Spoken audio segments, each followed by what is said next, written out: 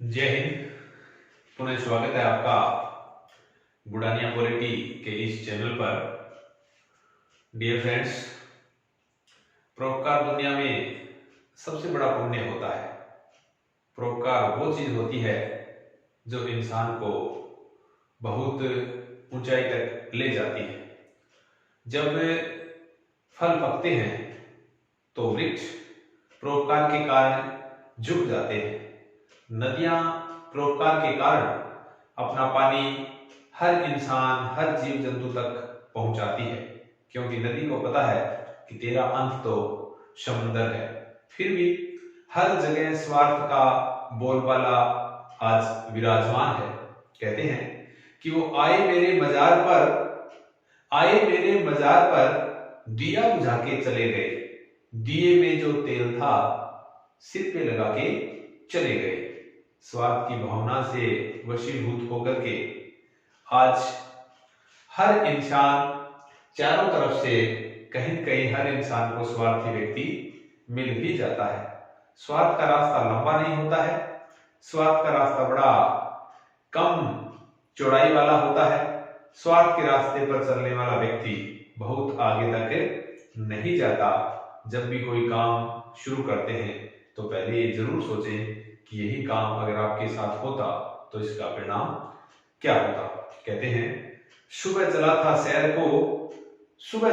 सैर को रास्ता अनजान था, एक तरफ गुलशन एक तरफ शमशान था, पांव में चुभी हड्डी तो आवाज आई, अरे चलने वाले संभल कर चल, मैं भी कभी इंसान था, आना है तुझे भी यही। ये उस हड्डी का बयान था, ये उस हड्डी का बयान था। परोपकार के रास्ते पर चलने वाला व्यक्ति, अच्छाई के रास्ते पर चलने वाला व्यक्ति कोसों मील तक चला जाता है। उनके जो सत्कर्मों का फल बहुत लंबे टाइम तक हर इंसान को प्राप्त होता है। इसलिए सत्कर्म करते हुए अपने जीवन को अच्छी तरह से जीना ही एक श्रेष्ठ जीवन कहलाता है।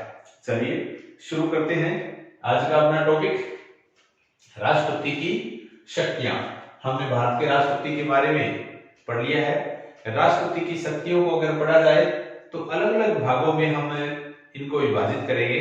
कार्यपालिका शक्ति, विधायी शक्ति, न्यायिक शक्ति, विवेककालीन शक्ति, सैनिक शक्ति, आपातकालीन शक्ति, ये सारी की सारी, क्योंकि ये सारी शक्तियां भारतीय संविधान ने राष्ट्रपति को दी है। राष्ट्रपति की कौन कौन सी शक्तियां होगी, इनको मैं अलग अलग वर्णित करने जा रहा हूं। पहली जो नंबर 1 शक्तियां हैं वो है कार्यपालिका शक्ति। कार्यपालिका शक्ति, कार्यपालिका शक्ति। और कार्यपालिका शक्ति में जो नियुक्ति संबंधी शक्ति है, नियुक्ति संबंधी, वो सारी कार्यपालिका शक्ति में ही आती है। अब भारत का राष्ट्रपति किन किन की नियुक्ति करता है?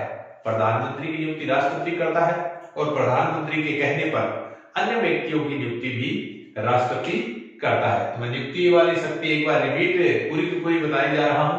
प्रधानमंत्री और उसके कहने पर अन्य मंत्रियों की नियुक्ति, हाईकोर्ट और सुप्रीम कोर्ट, यानी सुप्रीम कोर्ट और हाई कोर्ट के जितने भी न्यायाधीश जज होते हैं, चाहे वो मुख्य न्यायाधीश क्यों न हो या अतिरिक्त न्यायाधीश हो, सभी की नियुक्ति राष्ट्रपति करता है। नंबर 3, भारत में जितने भी राज्य और केंद्र शासित प्रदेश है, उनके राज्यपाल और उपराज्यपाल और प्रशासक, इनकी नियुक्ति राष्ट्रपति करता है। नेक्स्ट मैं बताने जा रहा हूं आरबीआई का गवर्नर, आरबीआई के गवर्नर की नियुक्ति राष्ट्रपति करता है। नेक्स्ट है भारत का महान्यायवादी, अटॉर्नी जनरल, जो भारत का पहला विधि अधिकारी होता है। जैसे के वेणुगोपाल वर्तमान में भारत का महान्यायवादी है, तो महान्यायवादी की नियुक्ति राष्ट्रपति करता है। नेक्स्ट है नियंत्रक एवं महालेखा परीक्षक, यानी कैग की नियुक्ति भी राष्ट्रपति करता है। वित्त आयोग के अध्यक्ष और सदस्य, उनकी नियुक्ति राष्ट्रपति करता है। निर्वाचन आयोग के अध्यक्ष और सदस्य, उनकी नियुक्ति राष्ट्रपति करता है। और राज्य मानवाधिकार आयोग के अध्यक्ष और सदस्य, यूपीएससी यानी संघ लोक सेवा आयोग इनके अध्यक्ष और सदस्य, इनकी नियुक्ति राष्ट्रपति करता है।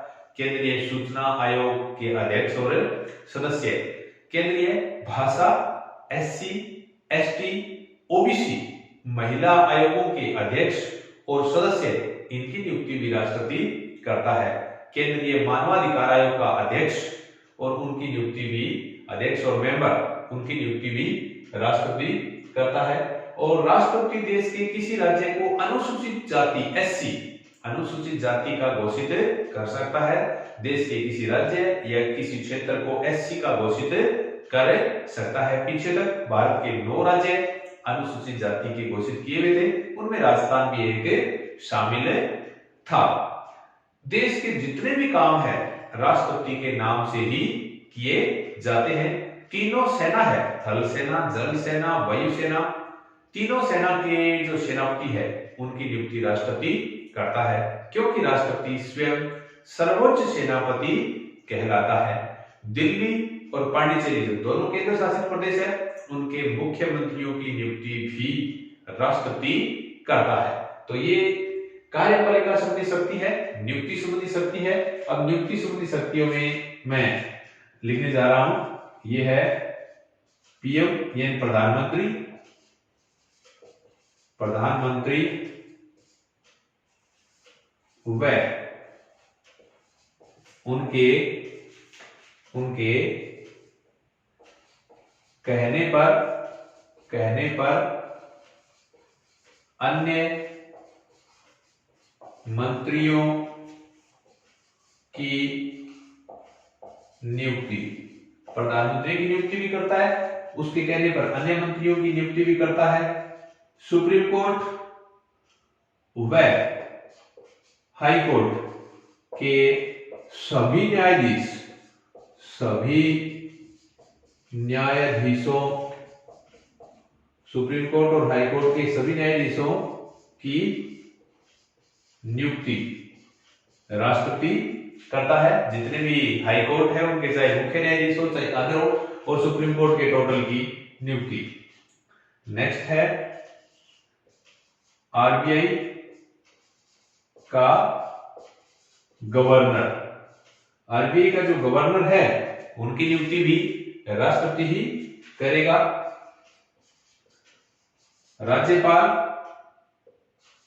जो राज्यों के राज्यपाल, और यूटी यानी यूटी का मतलब यूनियन टेरिटरी के प्रशासक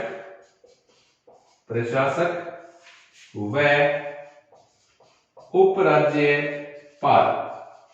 दोबारा कभी लाइन, जो भी राज्य है, भारत में 28 राज्य है, 28 राज्यों के राज्यपालों की नियुक्ति करता है। यूटी का मतलब मैंने केंद्र शासित प्रदेश बताए। केंद्र शासित प्रदेशों के या तो नाम प्रशासक है या लेफ्टिनेंट गवर्नर उपराज्यपाल है, उनकी नियुक्ति राष्ट्रपति करता है। महान्यायवादी जो अटॉर्नी जनरल है उनकी नियुक्ति भी राष्ट्रपति करता है।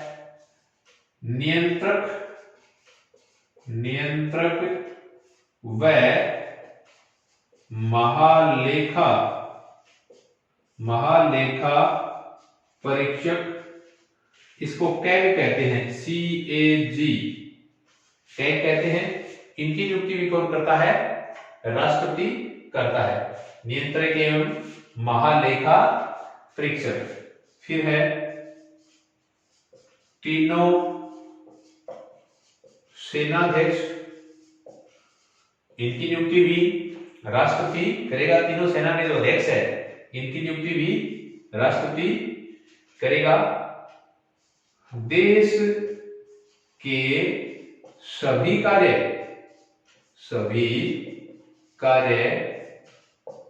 राष्ट्रपति के नाम से होते हैं। देश के टोटल काम राष्ट्रपति के नाम से होते हैं। यूपीएससी अध्यक्ष व सदस्य यानी यूपीएससी का मतलब मैं संघ लोक सेवा आयोग, यानी ये बताने जा रहा हूं, संघ लोक सेवा आयोग। संघ लोक सेवा आयोग के अध्यक्ष और सदस्य, इनकी नियुक्ति भी कौन करेगा? राष्ट्रपति करेगा। वित्त आयोग, वित्त आयोग का चाहे अध्यक्ष पूछे और चाहे सदस्य पूछे, वित्त आयोग का चाहे अध्यक्ष हो चाहे सदस्य हो, इनकी नियुक्ति कौन करेगा? राष्ट्रपति ही करेगा। नेक्स्ट है केंद्रीय, केंद्रीय महिला मानवाधिकार, केंद्रीय महिला कोमा मानवाधिकार कोमा एससी एसटी भाषा आयोगों के अध्यक्ष व सदस्य। यहां पर मैंने कई चीजें बता दी है। केंद्रीय मानव महिला आयोग के अध्यक्ष और सदस्यों की नियुक्ति करता है, मानवाधिकार आयोग के अध्यक्ष और सदस्यों की नियुक्ति करता है, एससी एसटी भाषा, यहां ओबीसी भी लिखे जाए, ओबीसी लिखे और अल्पसंख्यक लिखे, ओबीसी अल्पसंख्यक भाषा आयोगों के अध्यक्ष और सदस्यों की नियुक्ति करता है। इन टोटल की नियुक्ति राष्ट्रपति करता है। नेक्स्ट मैं और बताने जा रहा हूं। नेक्स्ट है केंद्रीय निर्वाचन आयोग, केंद्रीय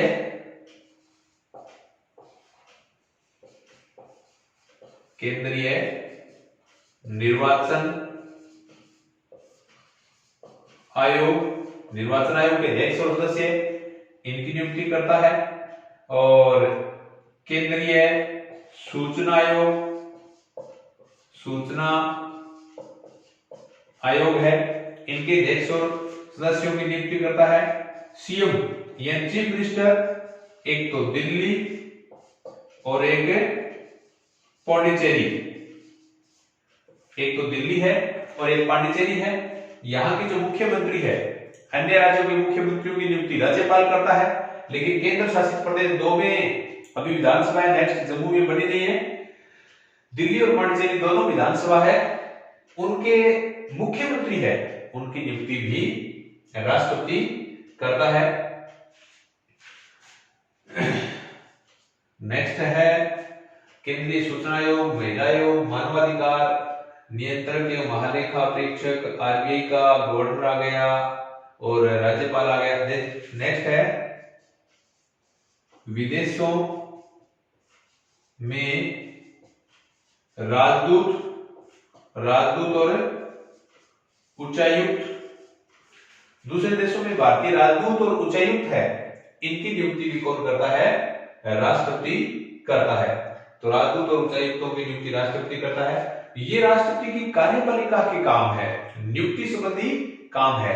इन सभी की नियुक्ति भारत का राष्ट्रपति करता है। ये नियुक्ति संबंधी कार्य है। चाहे परामर्श केंद्रीय मंत्रिमंडल यानी प्रधानमंत्री दे, लेकिन नियुक्ति का जो काम है वो राष्ट्रपति का काम कहलाता है।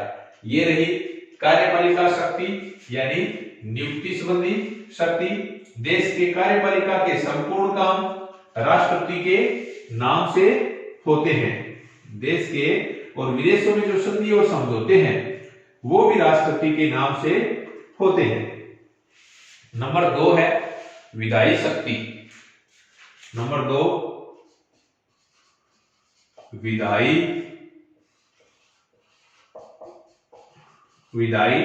शक्ति।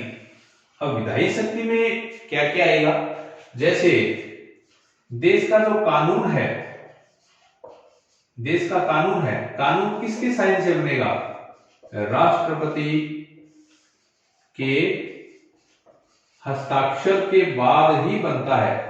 भारत का कोई भी कानून तभी कानून बनेगा जब संसद के दोनों सदन पास कर दे और अंतिम रूप से राष्ट्रपति उस पर साइन कर दे तो भारत का कानून बनेगा। अनुच्छेद 80 कहता है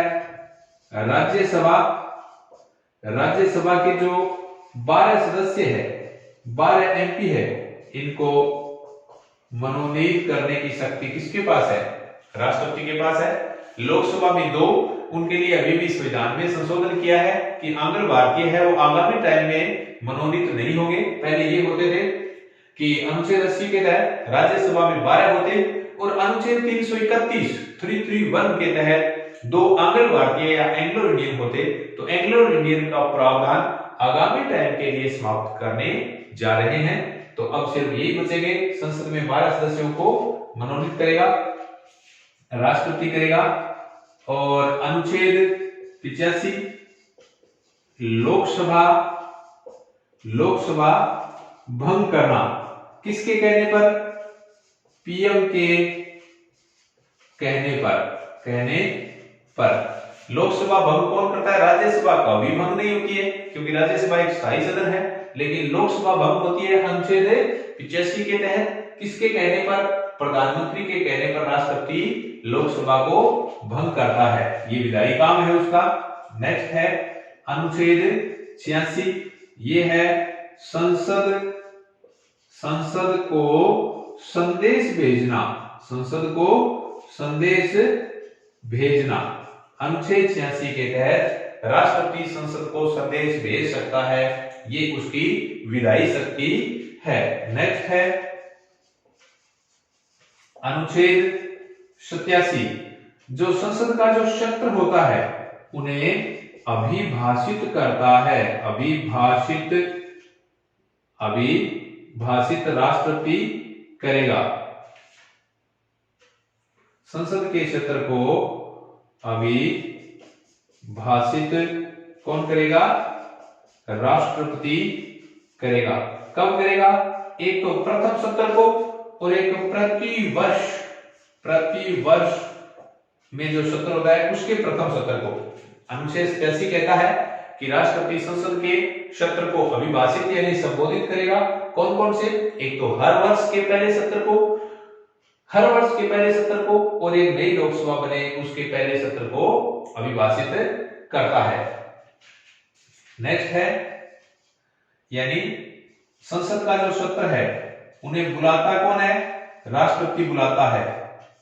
और सत्रावसान बुलाने को आहूत कहते हैं। आहूत करना या बुलाना। संसद का सत्र बुलाना हो तो राष्ट्रपति चाहे अपने आप नहीं बुलाएगा, वो प्रधानमंत्री और मंत्रिमंडल के कहने से होता है। बुलाता राष्ट्रपति है। सत्रावसान 2 सत्र के बीच का अवसान, छुट्टी, गैप, यानी 2 सत्र के बीच की गैप 6 माह से ज्यादा नहीं होनी चाहिए। बुलाने को आहूत कहते हैं। तो आहूत करना ये भी किसका काम माना जाता है? ये राष्ट्रपति का काम है माना जाता है। नेक्स्ट है अनुच्छेद 123, ये है अध्यादेश जारी करना।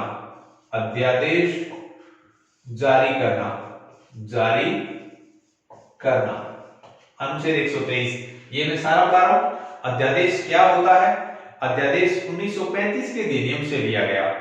अध्यादेश होता क्या है? क्योंकि भारत में आमतौर पर संसद के 3 सत्र होते हैं। नंबर 1 बजट सत्र आता है जो फरवरी में आता है। नंबर 2 उसके बाद मानसून सत्र आता है और तीसरा शीतकालीन सत्र आता है। भारतीय संसद के 3 सत्र होते हैं, बजट सत्र, मानसून सत्र और शीतकालीन सत्र। इन तीनों सत्र को छोड़कर जब भी कभी संसद की बैठक बुलानी पड़ जाए, अचानक बैठक बुलानी पड़ जाए, तो बैठक बुलाने को कहते हैं अध्यादेश जारी करना। अध्यादेश किस अनुच्छेद के तहत जारी किया जाएगा? 123 के तहत जारी किया जाएगा। अध्यादेश कहां से लिया गया? अध्यादेश 1935 के अधिनियम से लिया गया। ये अध्यादेश विवेककालीन शक्ति नहीं है। अध्यादेश जब राष्ट्रपति कब बुलाएगा? अध्यादेश मंत्रिमंडल के कहने पर ही बुलाएगा, अपने आप नहीं बुलाएगा। इसलिए ये विवेककालीन शक्ति नहीं है। अध्यादेश के द्वारा बनाए गए कानून सामान्य कानूनों के समान ही माने जाते हैं। अध्यादेश की अवधि क्या होती है? यानी अध्यादेश को पारित करना इसकी होती है 6 सप्ताह है। 6 सप्ताह है। अगर छह संसद की बैठक हो जाए तो 6 सप्ताह में पारित करना जरूरी है। अगर बैठक न हो, बैठक न हो तो 6 माह के अंदर अंदर बैठक बुलाई जाए और उसे अध्यादेश पारित किया जाए। अध्यादेश को न्यायिक चुनौती दी जा सकती है, न्यायिक चुनौती दी जा सकती है। इसका मतलब न्यायिक पुनरावलोकन किया जा सकता है, कोर्ट में ले जाया जा सकता है। राष्ट्रपति कभी भी अध्यादेश को वापस ले सकता है। जब राष्ट्रपति चाहे अध्यादेश को वापस खुद राष्ट्रपति ले सकता है। अध्यादेश के द्वारा दो चीज कभी नहीं होती भारतीय संविधान में। अध्यादेश के द्वारा दो चीज नहीं होती, एक तो संविधान में संशोधन अध्यादेश के द्वारा नहीं हो सकता। नंबर 2 मूल अधिकारों में संशोधन नहीं हो सकता। ये जरूर ध्यान रखें, अध्यादेश के द्वारा संविधान में संशोधन नहीं हो सकता और मूल अधिकारों में भी संशोधन नहीं हो सकता है। अध्यादेश कभी भी वापस ले सकते हैं राष्ट्रपति। अध्यादेश 6 माह का टाइम होता है, 6 माह का अधिकतम टाइम है, लेकिन 6 सप्ताह में उसे पारित करना होता है। अध्यादेश कोई विवेककालीन शक्ति नहीं है, जब राष्ट्रपति को कहे तभी अध्यादेश जारी किया जाएगा। ये जरूर ध्यान दें, अध्यादेश तभी जारी किया जाता है जब संसद नहीं चल रही है, संसद का सत्राव हो या अवकाश हो, छुट्टी हो। छुट्टी के टाइम या अवकाश के टाइम ही अध्यादेश जारी किया जा सकता है। ये था राष्ट्रपति की अध्यादेश जारी करने की शक्ति। अनुच्छेद 123, क्योंकि ये विधायी शक्ति है, विधायी शक्ति मैं करवाने जा रहा हूं। नेक्स्ट विधायी शक्ति है निषेधकारी शक्ति। अनुच्छेद 111 में है निषेधकारी शक्ति। निषेधकारी को वीटो पावर कहते हैं। राष्ट्रपति के पास कौन कौन सी वीटो शक्ति होती है? वीटो शक्ति राष्ट्रपति के पास 3 प्रकार की, भारतीय राष्ट्रपति के पास 3 प्रकार की वीटो शक्ति होती है। आत्यंतिक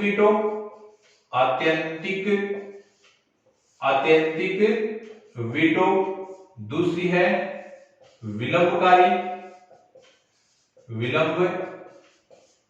विलंबकारी वीटो और तीसरी है पॉकेट वीटो या जेबी वीटो।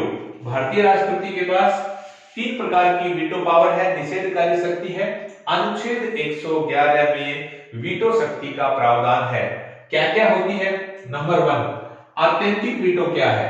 जब कोई विधेयक राष्ट्रपति के पास साइन करने के लिए आता है तो राष्ट्रपति न तो साइन करता है न वापस भेजता है, इस विधेयक को वहीं पर ही नष्ट कर देता है, खत्म कर देता है, उसे आत्यंतिक वीटो कहते हैं। ये गैर सरकारी विधेयक में होता है। गैर सरकारी विधेयक जब मंत्री के द्वारा न लाया जाता है, वो विधेयक कोई भी मंत्री हो, मंत्री को छोड़कर अन्य के द्वारा लाया जाने वाला विधेयक गैर सरकारी कहलाता है। तो गैर सरकारी विधेयक पर राष्ट्रपति आत्यंतिक वीटो क्या होता है? विधेयक पर न तो साइन करता है न वापस भेजता है, उसे नष्ट कर देता है, खत्म कर देता है, उसे ही आत्यंतिक वीटो कहा जाता है। नंबर 2 विलंबकारी वीटो ये होता है राष्ट्रपति के पास साइन करने के लिए कोई विधेयक आए, लेकिन राष्ट्रपति एक बार वापस भेज देगा, उसको एक बार वापस भेज सकता है। क्योंकि पहले बताया कि 42वें संशोधन में यह था कि राष्ट्रपति वापस नहीं भेज सकता, 44वें संशोधन में प्रावधान कर दिया कि राष्ट्रपति एक बार वापस भेज सकता है। 44वें संशोधन में तो एक बार वापस भेज देगा। अगर मंत्रिमंडल या परिषद जो का त्यों वापस भेज दे राष्ट्रपति के पास, तो अब की बार साइन करना ही पड़ेगा। इसलिए विलंब कर दी, विलंबकारी वीटो। एक बार साइन नहीं करेगा, वापस भेज दी संसद ने, दोबारा साइन करना पड़ेगा। तीसरा है पॉकेट वीटो या जेबी वीटो। राष्ट्रपति किसी विधेयक पर न तो साइन करता है न वापस भेजता है, इसे अपने पास रख लेता है, इसे पॉकेट वीटो कहते हैं। भारतीय संविधान में ऐसा कोई टाइम नहीं है कि कितने टाइम के बाद पॉकेट वीटो हो जाएगा। यूएसए में 10 दिन का है, यूएसए में 10 दिन की अवधि मानी जाती है। अगर राष्ट्रपति 10 दिन में न तो साइन करे न वापस भेजे, उसे पॉकेट वीटो मान लिया जाता है। तो भारतीय संविधान में वर्णन नहीं है, फिर भी परंपरा ये यूएसए से ले ली गई है। भारत में 10 दिन ही माना जाता है, लेकिन संविधान में कहीं नहीं है। राष्ट्रपति ज्ञानी जैल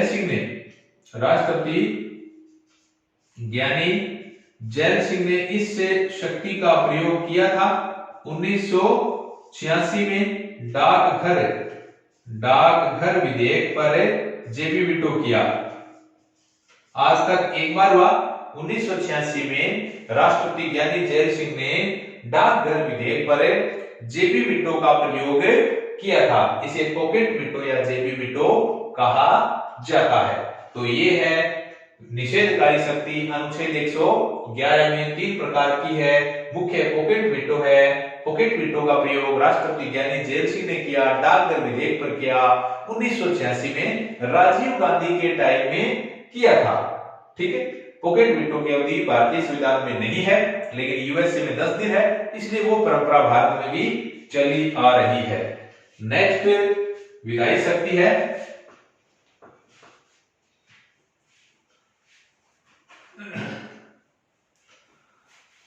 नेक्स्ट है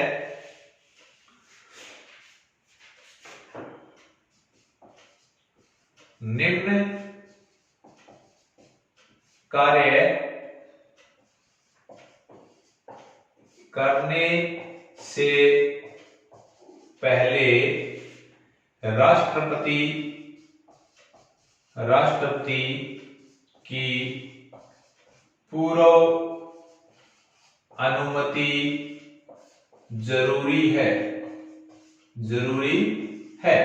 अब देखिए, ये जरूर ध्यान दें, ये शब्द भारतीय संविधान में हमारी राज्य व्यवस्था में कौन कौन सी शब्दावली है, कौन कौन से कार्य जिसे राष्ट्रपति की पूर्व अनुमति जरूरी है। नंबर 1 में बता रहा हूं, अगर धन विधेयक या वित्त विधेयक, अगर धन विधेयक क्योंकि धन विधेयक हमेशा लोकसभा में लाया जाता है, लोकसभा में लाया जाए तो राष्ट्रपति की पूर्व अनुमति जरूरी है। नंबर 1, धन विधेयक अगर लोकसभा में लाना है तो राष्ट्रपति से पूर्व अनुमति जरूरी है। नंबर 2, नए राज्य का निर्माण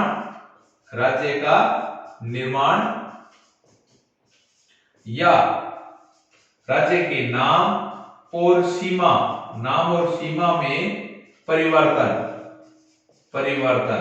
ये हो तो राष्ट्रपति की पूर्व अनुमति जरूरी है। नए राज्य का निर्माण हो और नाम और सीमा में परिवर्तन हो तो भी पूर्व अनुमति जरूरी है। नंबर 3 है भारत की संचित निधि से राशि खर्च करना। भारतीय संविधान की जो संचित निधि है, अनुच्छेद 266 में प्रावधान है, 266 से अगर खर्च करना हो तो राष्ट्रपति की पूर्व अनुमति जरूरी है। नेक्स्ट है अंतर्राज्यीय व्यापार और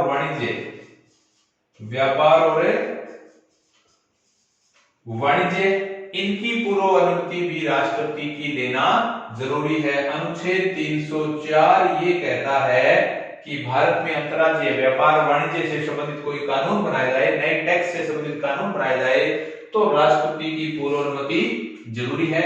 यह है कि निम्न काम करने से पहले राष्ट्रपति की पूर्व अनुमति आवश्यक है। नेक्स्ट मैं शक्ति करवाने जा रहा हूं वित्तीय शक्ति कि राष्ट्रपति के पास वित्तीय शक्ति कौन कौन सी होती है।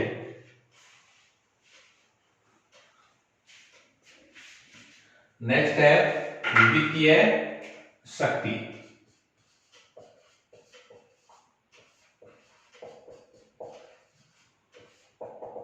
वित्तीय शक्ति में नंबर 1 है धन विधेयक धन विधेयक लोकसभा में लाना। अब ये भी बताया था, अगर धन विधेयक या वित्त विधेयक लोकसभा में लाया जाए तो राष्ट्रपति की पूर्व स्वीकृति जरूरी है। यही वो है, ये वित्तीय शक्ति हो गया। नंबर 2, वित्त आयोग का गठन अनुच्छेद 280 है। अनुच्छेद 280 के तहत राष्ट्रपति 5 वर्ष के लिए एक वित्त आयोग का गठन करता है। तो ये वित्तीय शक्ति ये राष्ट्रपति की हो गई, राष्ट्रपति की वित्तीय शक्ति। नंबर 3 है, जो राष्ट्रीय बजट है, राष्ट्रीय बजट संसद के पटल पर राष्ट्रपति रखता है। संसद के पटल पर राष्ट्रपति